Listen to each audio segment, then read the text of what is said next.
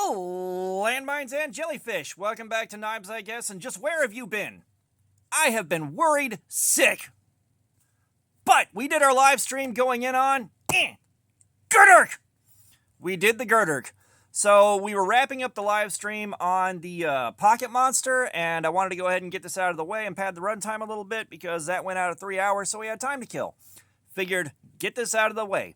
But let's take a look at this thing real quick, and first things first, and there's no pocket clip. Yeah, it's got no pocket clip. We have got steel frame here. We got the slip joint, so the slip joint's okay. It locks up all right, but the half stop is pretty gross. And it was $3.49 on Amazon. 2.5 inches of steel for the blade. So, you know, I kind of figured we were going to be all right. We had done the video after I carried it for a week, and a few cuts on cardboard and a plastic strap were kind of devastating to this thing. Like, for $3.49, there's nothing to argue with here. It is more skookum than it deserves to be at $3.49, but yeah. We started on this thing, and first thing that happened, oh my god, the ergonomics are so bad. You know, and there's nothing that could change about this to make them better except make this a lot wider and a lot taller. Alright, as small as this handle is and as flat as it is, it puts so much pressure on this right here.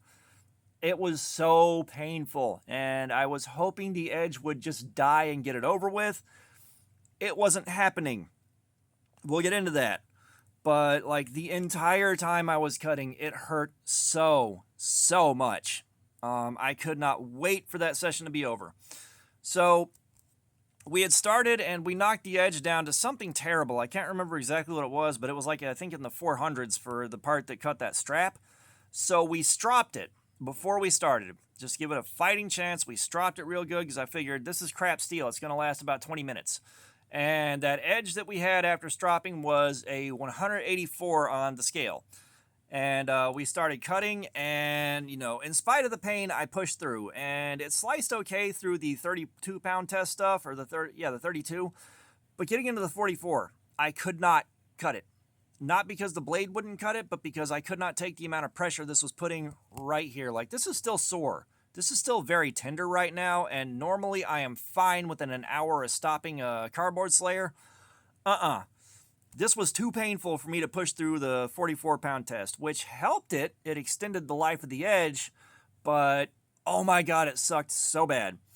So we went at it, and we started at 9:45, and we called it at 11 o'clock. So this ran for about an hour, and I don't have the last piece of cardboard I cut with it. Yes, I do. Give me 1 second. Give me 1 second.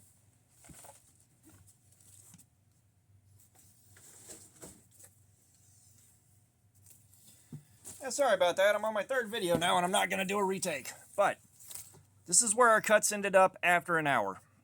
This thing really did give up the ghost after an hour, and that's when the number on the tester came out to 463.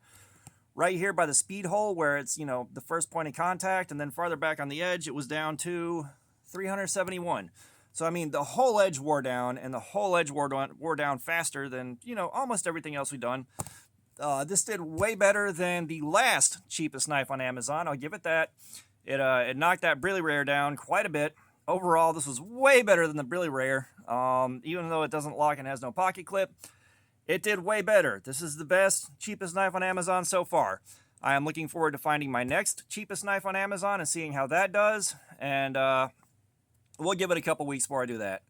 But yeah, so cardboard slayer with this thing absolutely sucked. It was incredibly painful. The edge did not die fast enough for me. I thought it was going to take 30 minutes going into it. We had a guess for 30 minutes. We had a guess for 45 minutes.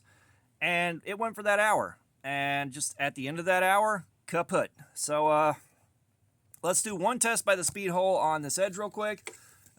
Just give us a general idea where it's sitting right now, just so you guys can see what I'm looking at. And, God. Yeah, don't ever do cardboard slayer with stuff like that. Don't. It's not fun.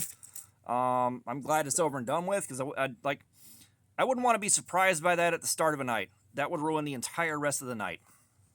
Like I mentioned, I need a backup knife for this thing. I wasn't wrong there, but the backup knife wound up being the backup knife to another knife.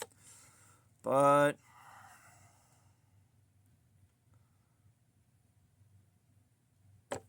yeah, 422. So we are into rolled edge territory on that, which, no surprise there. Actually, wait a second. This just pulled the test media out. Hang on. Hang on. It didn't even cut it. It pulled the test media out of the clip. That's a new one. Good God. So y'all got to see that on video. Holy. This is way more disjointed than I like my videos to be normally, but I just woke up and I'm trying to get these knocked out before work. Yeah, so we got a 547. So that is much more indicative, like the number definitely took a hit, and, that's actually worse than the test last night, and that's just because I think I found the right dull spot on it, and that was the number I expected to see last night before we wrapped it up, and that explains the carnage to that last piece of cardboard. But, you guys know I love sharing with you what happened for Cardboard Slayer.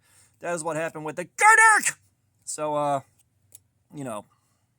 yeah. All that being said, thanks for looking at my GERDERK! Subscribers, you guys are awesome.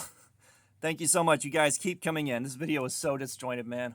But thank you so much. You guys keep coming in. I appreciate you so much. Thank you for dropping by to look at the GERDERK! If you haven't subscribed, please do. We have GERDERK! And comments, I love some feedback. Let me know what you GERDERK! And all that being said, y'all have a nice GERDERK!